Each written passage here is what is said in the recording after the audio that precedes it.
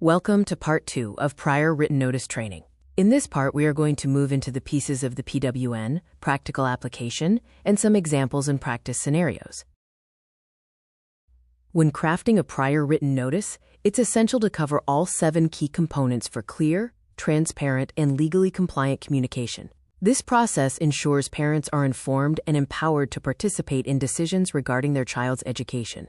First, clearly state the specific proposed or refused action, detailing exactly what is being offered or declined.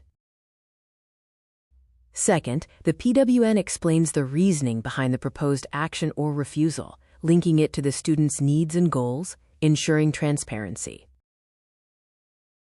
Third, the PWN needs to describe the specific evaluations, procedures, assessments, records, or reports used to support the decision, demonstrating that it's backed by data. Fourth, the PWN needs to describe other options considered by the IEP team and the reasons for their rejection, demonstrating a thorough decision-making process. Consult your assistant director if unsure about the language. Fifth, ensure you include any other relevant factors influencing the decision, such as legal considerations or resource constraints, to ensure full transparency. Sixth, provide clear contact information for parents to make inquiries, including who to contact and their details, empowering them to seek clarification. Finally, the notice must acknowledge that the parent has been informed of their procedural safeguards, ensuring both parties understand their rights and legal expectations.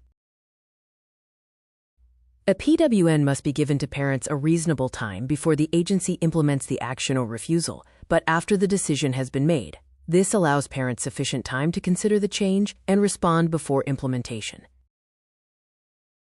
PWN is required for evaluation proposals or refusals, including refusal of an independent educational evaluation, IEE. For eligibility, a PWN is needed for determinations of eligibility or ineligibility, changes in category, additions or removals of a disability category, and termination of eligibility. For placement, a PWN is needed for changes in LRE, changes in private placement location, refusal to change placement as requested by parents, and any change to the student's physical environment for service provision, including interim changes. For IEP development, a PWN is required for initial provision of services and placement after the IEP has been proposed, after an IEP amendment without a meeting with parent signature, for refusal to provide a specific instructional methodology requested by a parent, and for changes in the amount or nature of services. The PWN must be in language understandable to the general public and in the parent's native language or mode of communication. If the native language is not written, oral translation and understanding must be ensured, with documented evidence maintained by the public education agency. When writing a PWN, avoid jargon and acronyms, provide it in the parent's preferred language, and objectively capture proposals. Ensure the rationale and rejected reasons sections are logical and directly linked to the data and records.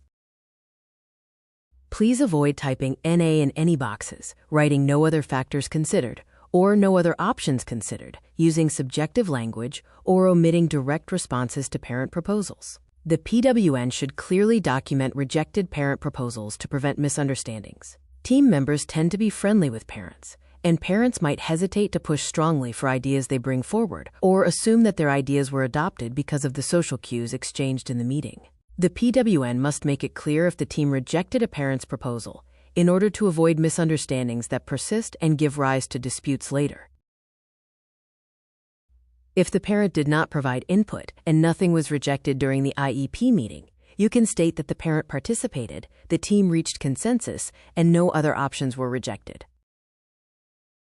When documenting a rejected option, clearly state the option and the reason for rejection. For example, if parents propose teachers wear blue shirts, reject it by explaining no data supports its impact on the student.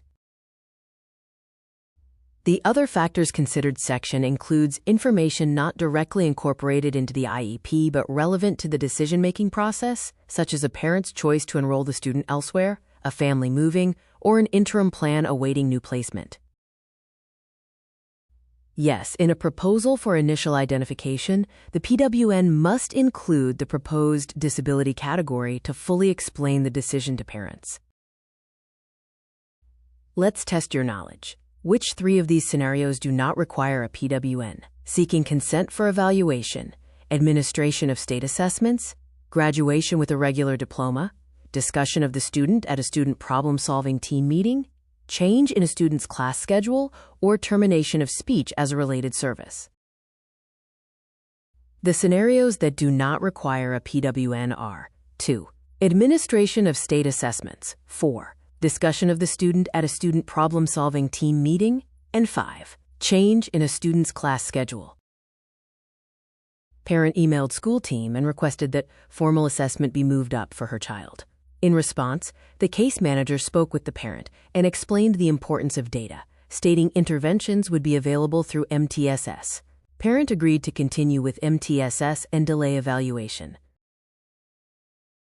Is a PWN required? Option 1. No. It wasn't a refusal since the school agreed to seek consent after the next data cycle. Option 2. No. The parent never formally requested an evaluation. Option 3. Yes, the parent's email was a request, and the school's actions constituted a refusal to evaluate. The answer is 3. A parent doesn't need specific wording to request an evaluation. The district was obligated to either obtain consent or provide a PWN for refusal, even if all parties agreed on next steps. Students started kindergarten with an IEP from preschool, indicating all specialized instruction in the general education classroom.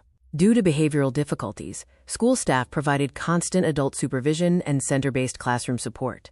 Staff had informal meetings with the parent to inform her and stated the goal was for the student to return to the general education classroom. Is a PWN required? Option 1. Yes, the district should have issued a PWN when it modified the special education services and placement. Option 2.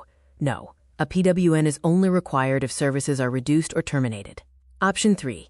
Yes, however, the meetings put the parent on notice, and meeting notes sufficed as written documentation.